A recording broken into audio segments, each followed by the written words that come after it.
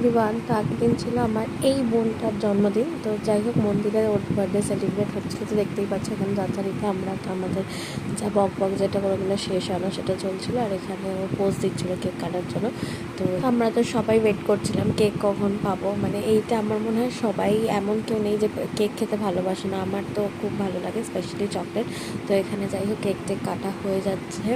Cake কাটার পরে এবারে ডিনারও ওখানে ছিল। আর দ্য মেন ইম্পর্টেন্ট থিং হচ্ছে এইটা, এই রকম না হলে, ক্রিম মাখানো না হলে আর বার্থডে সেলিব্রেশন কী হলো, তাও এখানে ভালোভাবে হয়নি। আর এইটা দেখো, এইটা হচ্ছে একদম ফাইনাল পার্ট, যেটা করে আমরা খুব খুশি ছিলাম। আমরা এইসব কাজকর্ম করে এবার আমরা একদম মজার আড্ডা দিচ্ছিলাম আর তার সাথে কেক খাচ্ছিলাম। কেককে নিজেরা নিজেদের মতন আর কি যা হয় সবাই মিলে একসাথে হলে আড্ডা, সেটাই চলছিল।